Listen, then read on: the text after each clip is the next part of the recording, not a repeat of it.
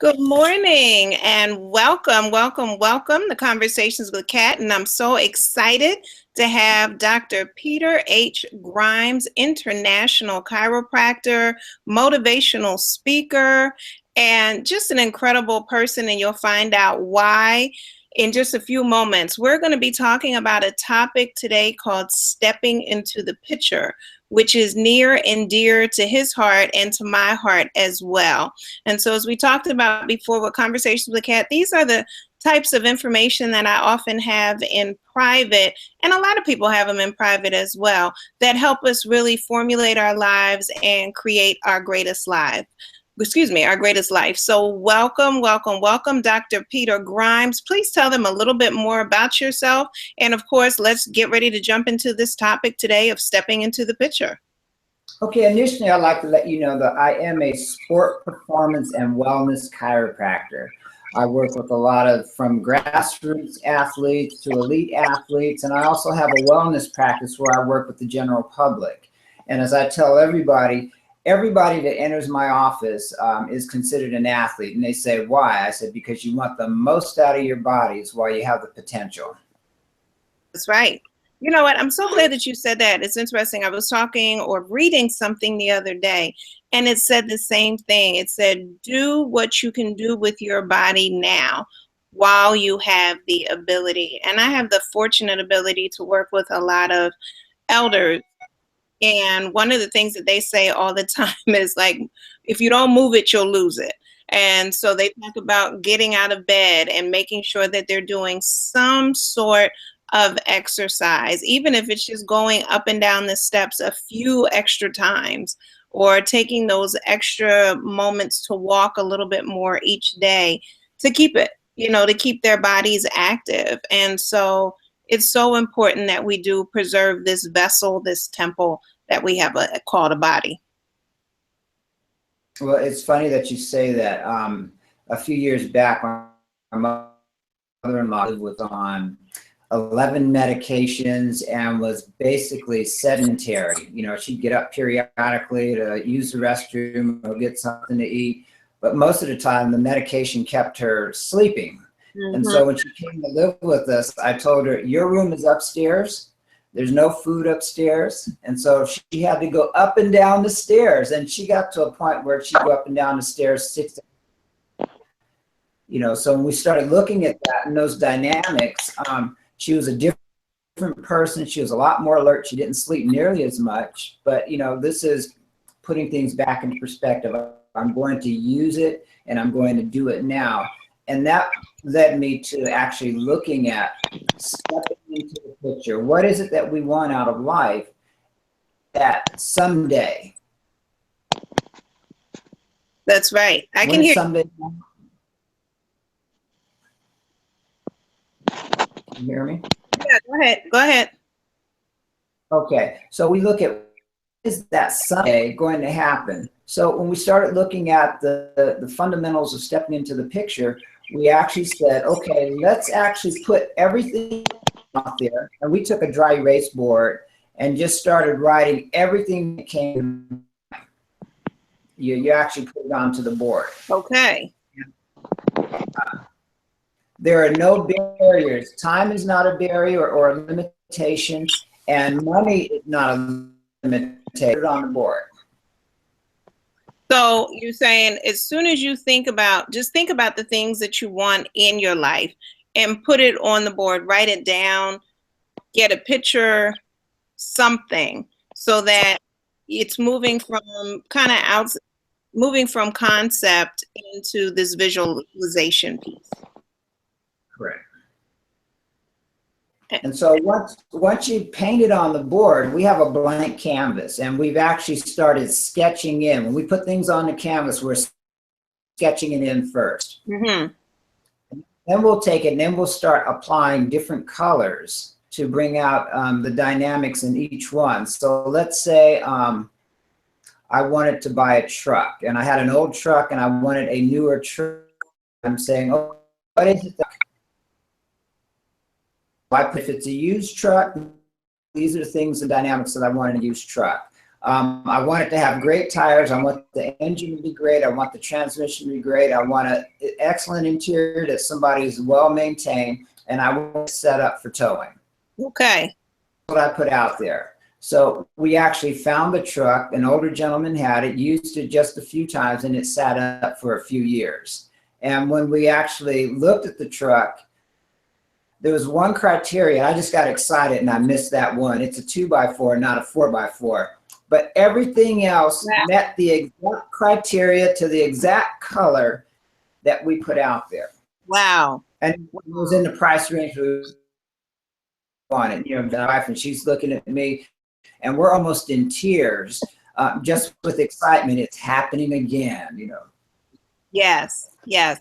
You know, it's so important. And so many times we talk and we teach about vision boards regularly, and people don't realize the power of them. Some people don't, because I think once you've had 1, 2, 3 experiences with the power of it, then all of a sudden more people adopt it into their lives. And the more times that people talk about it. And I know, for instance, myself, I've had many experiences over the past 20 years with vision boards.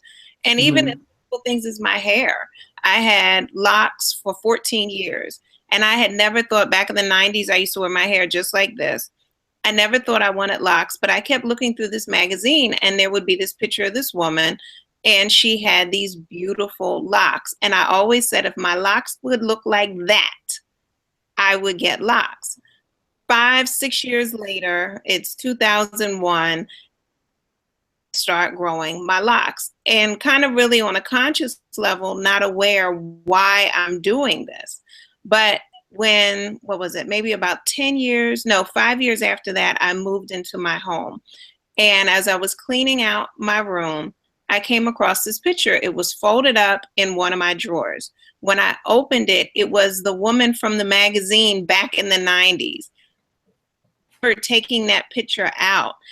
And when I looked in the mirror and looked at her hair, I ran into the other room to my younger brother, and I was like, look at this. And he was like, oh my goodness, your hair looks just like hers. I had dyed it the same color, about the same length. I literally had those locks. Wow, this is really, really powerful. And like I said, that time it wasn't even quote unquote intentional, but I learned the power of it. And then I said, okay, now let's start making this intentional. I like that. You know, I always go with storytelling, and then, you know, when we start looking at our intention becomes very specific, because once I saw the truck that we wanted, now I started seeing that truck all over the place.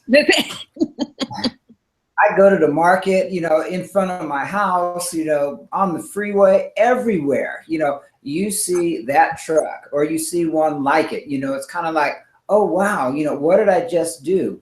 When you start thinking about a particular subject, then you start attracting everything there is to and by that subject to you.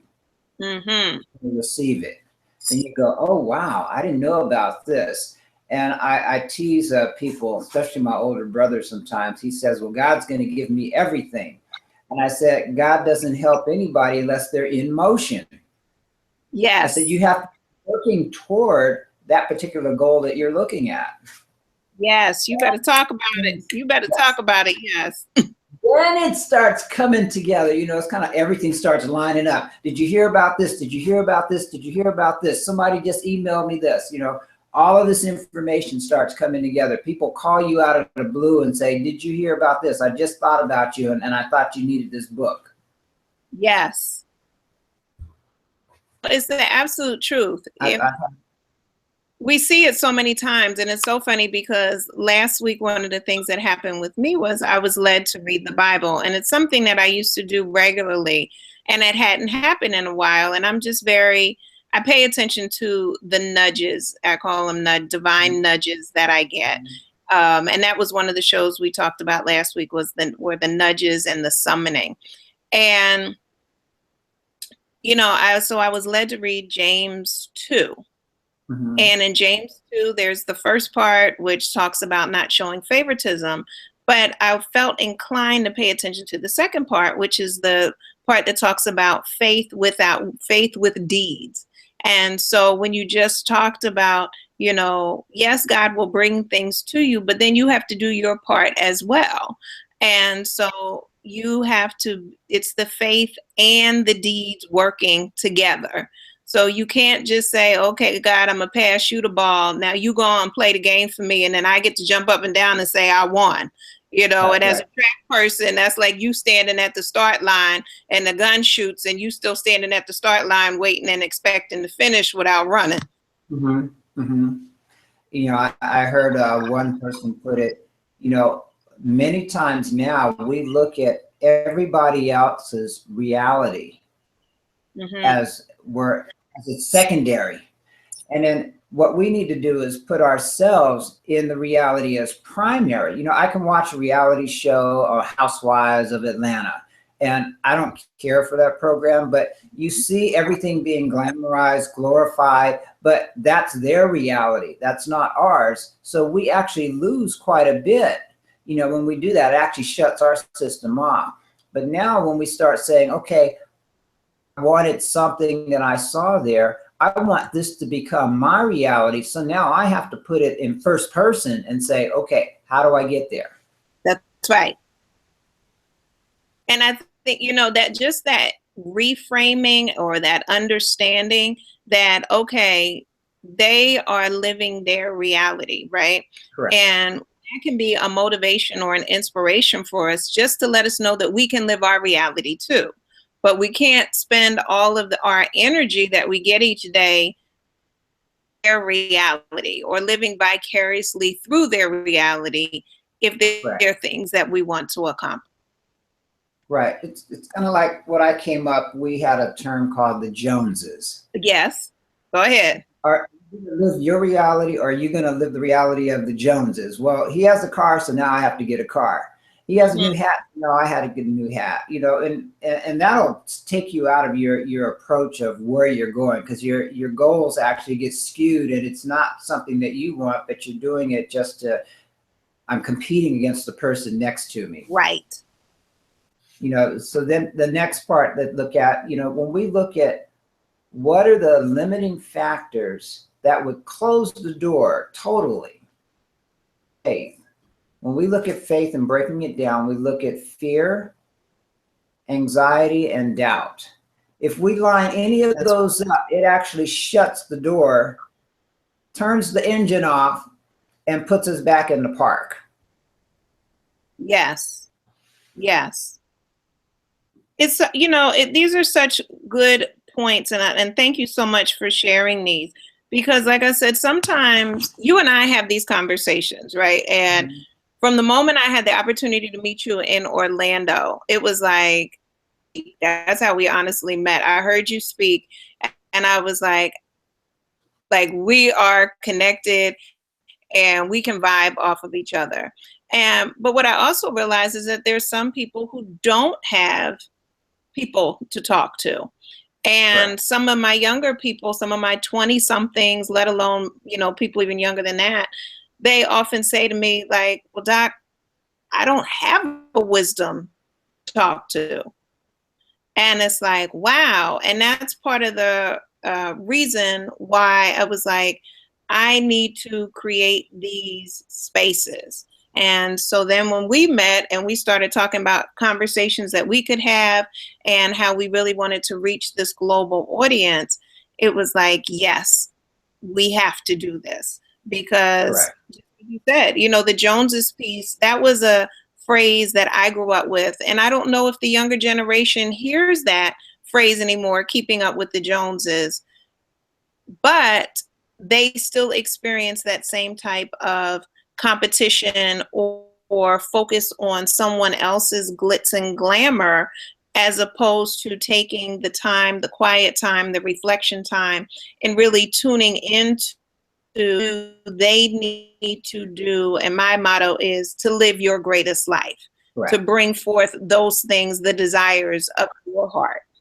Right. And that's the other picture when I'll have patients say, why does everything always happen for this person or this family? It seems like everything's always going and happening with them, for them, in a positive manner.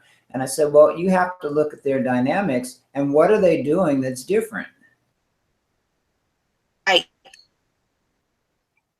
So then you can use Joneses. You can use Joneses in a positive manner. What are they doing that's different? Because now we're using it for the plus and to bring this dynamics that we have, to bring it together. If they can do it, as we saw in Florida, they're made successful in networking, then we should be able to do it as well.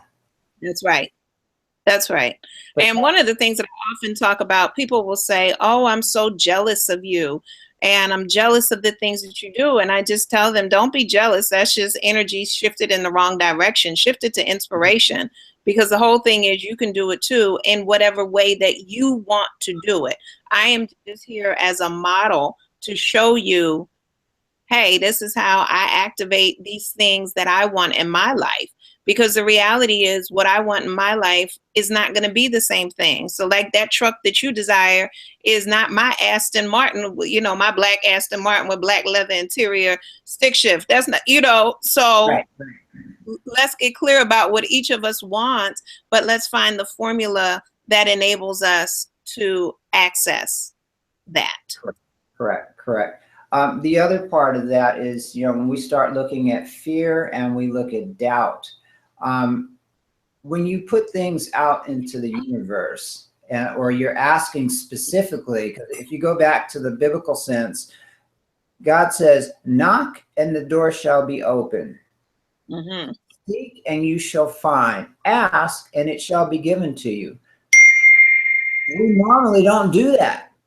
We're not specific what we ask for. We don't go knocking, hoping for the answer, and we're not seeking everything to come to it. So once you decide this is what I'm going to do, and you ask, then the answers start coming. That's right. Pull it back to the simple biblical words and actually apply them. They say knowledge is power, and I said knowledge is not power. Applying that knowledge is power. Just that little missing word, right? So, and that's it. And and it's so funny because so many people say the same or similar things, but it's important that we read the message. I can say it and maybe people listen to it, or 5 out of 10 people listen. You'll say it and you'll get the other 5. Correct. And there's something that makes it kind of flip the switch. So just right there where you said, so many times people say knowledge is power, and people throw around these phrases, people repeat them, and it's like, no, wait, let's really stop and look at that. Is it really that knowledge is power? And like you said, no, it's not that knowledge is, it's important to have knowledge, but it's greater if you then apply that knowledge. And then from my understanding, wisdom, and I'd love to hear your take on this, wisdom is knowing when and where to apply that knowledge. Correct. It's listening and learning. I'm going to listen and learn from other people's experience, and then I'll have a better rationale of how to apply that same lesson. That's right. That's right. And it's so, it's so important. And it's funny because people will say, oh, this thing called life, nobody gives you a book on how to read it. And I'm like, yeah, actually you do. We have millions of books walking around us all the time that we can watch, that we can talk to, that we can gain information from, and then we just apply it. That's all. We then just apply it because all the information I truly believe is out there. And so you have books, wisdom books like the Bible, like the Quran, you have all types of the Bhagavad Gita, you have all types of quote unquote wisdom or spiritual books, but then you have everyday people who you're watching and that you can choose to learn what to do and you can choose to learn what not to do. Correct. when we look at wisdom books, often I go, it's not what you're reading, it's how you read it and interpret it. We can all read a basic line, even going seek, ask, knock, find, and it'll mean something different to each one of us. But most of the time, somebody's leading us and giving us their interpretation, that firsthand experience. What is my interpretation? When they said, man with little faith, if you only have the faith of a mustard seed, but you understand that that mustard seed has a lot in it. Yes. Yes. So critical, so critical. You know, I had a classmate when I was working on my doctorate, and during one of her presentations, she gave everyone a mustard seed with that scripture on there. Mm-hmm. And I put that scripture on my desk, that mustard seed on my desk throughout the course of my doctoral program. And every time I felt stuck or felt like things were insurmountable, I would just look at that one mustard seed in that jar and read that little scripture, and I knew that I could move on. And then, like you said, the knowing, because the mustard seed then grows into the greatest tree, but it all starts with this little seed. And so it's a matter of tapping into that which is within. And that's really what you're talking about when you talk about stepping into the picture, right? First, you got to start within before you can then go out into the picture. And that's the whole process, you know. So once they overcome the fear, doubt, and when we look at fear, the fear could be just of wanting to get better. You know, they say a fear of succeeding or fear of success. That's where most of it comes in. I'm getting out of my comfort zone. So you're going to be somewhat uncomfortable as you move forward. I always tell people the simplest example of showing restriction or limitation is the mere fact of how we walk. When you take your first step, you have to push, lands, and the heel strikes first, and that's a negative reaction right there, because you're stopping the motion as soon as your heel hits. And then you say, okay, I got this. You'll float as your foot lands flat. And then you'll prepare yourself again. Okay, I got this. I'm going to move forward. And then you'll push again. So it's a series, just like in life. We're going to put the brakes on. There's going to be some uphill battles. We're going to stop and we're going to stay still. We're going to listen, learn, and put everything together and say, okay, now I got this. I'm ready to go. I see my next step. And then you're going to push into that next frame, into that next picture. Yes, yes. And one of the things that I've found, and this is for some people, because when we were in Orlando and they kept talking about, and let's be specific, in Orlando at the J.T. Fox organization Family First second annual reunion, which was an incredible 4-day event.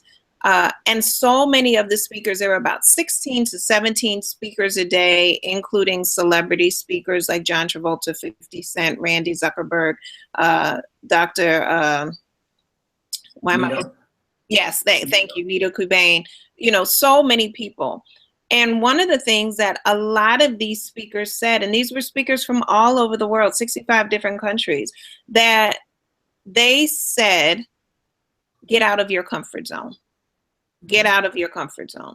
And so I came back home really contemplating and meditating on, what does that mean? What does get out of your comfort zone mean?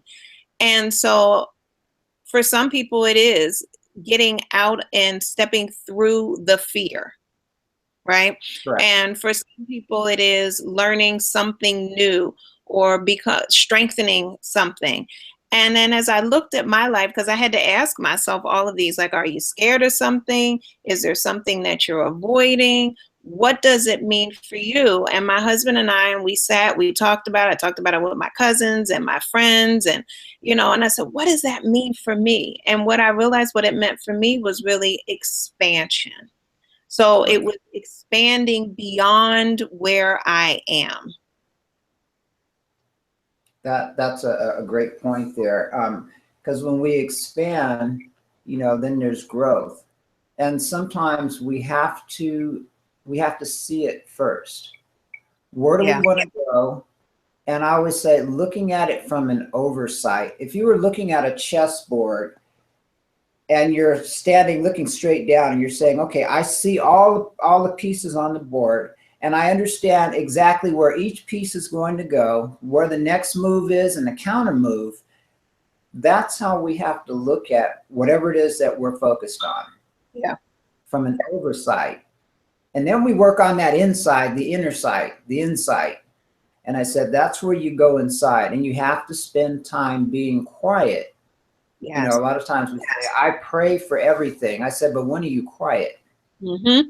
I said, when you're praying, you're moving your mouth, you're moving. You're working. And I said, yes, then there's that time you have to be quiet. Some people call it meditation. Some people just call it my private time. Yes. And I said, that's where you go inside, and then you wait for those messages to be downloaded into you. And some people hear a voice. I hear God speaking to me. I hear a voice telling me, or I hear a feeling and sensation saying, okay, you need to go over here and do this and do it just like this. But you're doing it from that oversight because you see everything. I always say, like, they used to have a game called John Madden Football. Yeah. And you put your best players from the whole league, you could have them all on your team. And so everything was predictable about what they were going to do. So I have my team, you have your team, but I know exactly what my player is going to do, and I'm looking at it. So if you could design everything there was that you'd like to do and you'd like to see the outcome of, and it has to be positive only. Remember, because when we say something negative, I'm not doing this, then we put a limiting factor there and we can't overcome it. So I see myself doing this, and then you start working on my potential. My potential is to do this and be great with it. Or I'm working on doing this. Maybe the first time I did it, in my mind's eye, it wasn't exactly where I wanted it, but I'm going to keep raising the bar, and actually going over the bar to achieve it and to see myself in the best of my perfection. I love it. I love it. So let's, kind of give some summary of points here that you recommend for people to step into the picture. As like I said, my motto is to live your greatest life. So what do they need to do? I'd like them to start off with a canvas, okay? So they're going to have a blank canvas, and they're going to take one idea, and they're going to throw it against that canvas. And that idea has to be specific to the desires of their heart, and we call that intention. The next, they're going to move forward in the absence of fear, doubt, and anxiety. The third one, they're going to have an oversight, painting this picture to its truest colors, and they can have this picture play out any which way they want, but it has to be positive, and they're going to do it to the best of their potential. The fourth one is going to be coming up with affirmations, positive words, positive vibrations, like saying, I am whoever I say I am. I am the greatest doctor in the world. I am the greatest healer. In your mind, you have to be the greatest. That's right. And then the great minds will come together, and then that'll take you to another level of being great. Yes. So then the last one is working in those action steps through completion.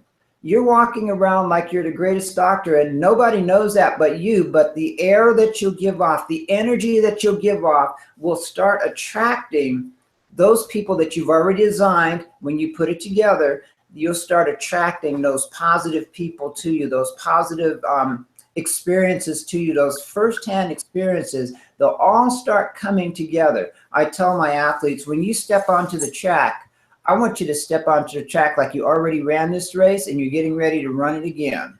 Yes. And who won it or had the great race when you ran it the first time? Okay, so let's do it again. Once you've done it once, then it becomes like it's an old habit. It's kind of like, okay, I can repeat this. I knew exactly what to do and how to do it. And then you give thanks. The last one is giving thanks for what's been done for you in the past, the present, and the future. And I always go, give thanks to God, your creator. Yes. Yes.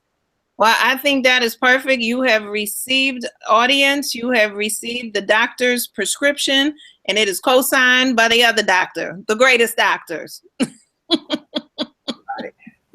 And so, you know, I love it. And my business is the greatest counseling and consulting. That was what I received through prayer and meditation. And so, you know, I always recommend that people definitely take that time to sit and be still. This show right here is an opportunity for you to sit and be still and receive some of the steps, some of the greatest steps that you need in order to move into your greatest life. So Dr. Grimes and I, we're going to be coming back regularly. We've already outlined some segments that we want to talk about, that we want to share with you. And we are just so excited at the transformations that will take place from one transformation expert to we just say thank you for joining us, and we look forward to seeing you again. So Dr. Grimes, any last words that you want to share with the audience until we see them again, probably next week? See it first and then walk into that picture. All right, there it is. So as always, continue to live your greatest life, and we'll see you again real soon.